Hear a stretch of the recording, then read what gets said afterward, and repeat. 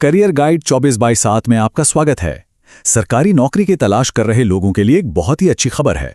Central agricultural university ने कई पदों पर भर्ती निकाली है।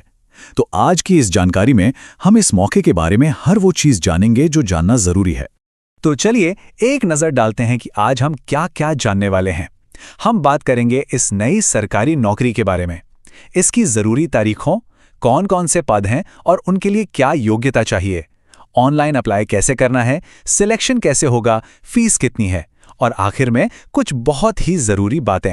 तो सबसे पहले और सबसे जरूरी बात, ये एक पक्की परमानेंट सरकारी नौकरी का मौका है। जी हां, सेंट्रल एग्रीकल्चरल यूनिवर्सिटी ने अलग अलग विभागों में कई पदों पर भर्ती का ऐलान किया है, जो एक शानदार करियर की शुरुआत हो सकती है।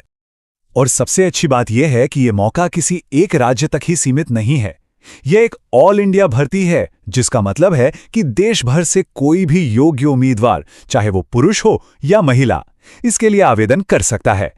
चलिए अब आते हैं सबसे जरूरी जानकारी पर, यानी कि आवेदन की तारीखें। इन तारीखों को नोट करना बहुत ही जरूरी है ताकि ये सुनहरा मौका हाथ से निकल न जाए। तो ये भर्ती कौन करवा रहा है? Central agricultural university. इसमें कई तरह के पद हैं, जैसे MTS, LDC, UDC वगैरह। और हाँ, आवेदन सिर्फ ऑनलाइन ही करना होगा। और जैसा कि हमने बताया, ये पूरे भारत के लिए है। अच्छा, यहां पर 2 तारीखों पर खास ध्यान देना है। देखिए, ऑनलाइन फॉर्म भरने की आखिरी तारीख है 15 फरवरी। लेकिन सिर्फ फॉर्म भरना ही काफी नहीं है। आपको अपने आवेदन की एक हार्ड कॉपी 22 फरवरी तक यूनिवर्सिटी के ऑफिस में पहुंचानी भी होगी। इस बात को बिल्कुल ना भूलें। तो अब देखते हैं कि कौन कौन से पद खाली हैं और इन पदों के लिए कौन कौन आवेदन कर सकता है। इस भर्ती में कई तरह के पद शामिल हैं। मतलब चाहे कोई MTS या क्लर्क जैसी एंट्री लेवल की नौकरी ढूंढ रहा हो, या फिर मेडिकल ऑफिसर और इंजीनियर जैसी कोई खास भूमिका, यहां हर किसी के लिए कुछ ना कुछ जरूर है। पढ़ाई लिखाई की योग्यता में भी काफी विकल्प हैं। कुछ पद जैसे कि MTS और ड्राइवर 10वीं पास उम्मीदवारों के लिए हैं। वहीं क्लर्क और असिस्टेंट जैसे पदों के लिए 12वीं पास या ग्रेजुएशन की जरूरत होगी। उम्र की बात करें तो अलग अलग पदों के लिए ऊपरी आयु सीमा 50 साल तक हो सकती है।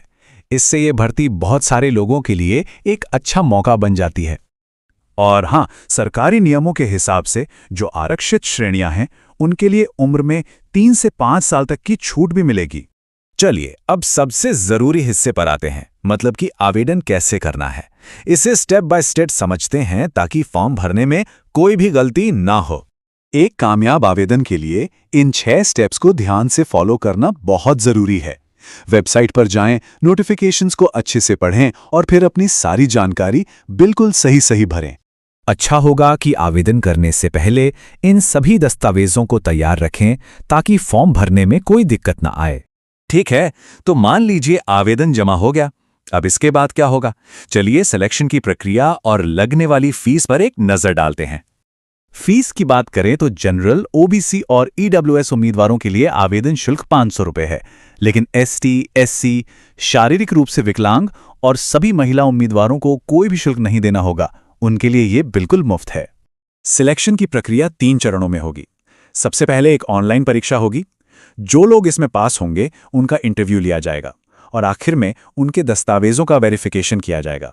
तो चलिए सब कुछ खत्म करने से पहले कुछ आखिरी और बेहद जरूरी बातों पर एक नजर डाल लेते हैं।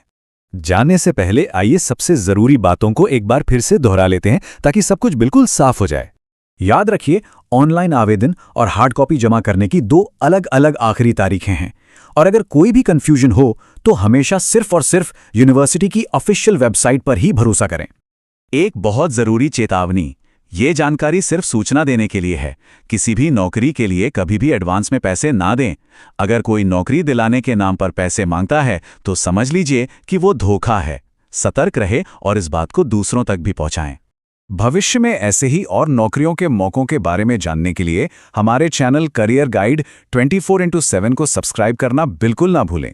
देखने के लिए आपका बहुत बहुत धन्यवाद और आपके आवेदन के लिए शुभकामनाएं।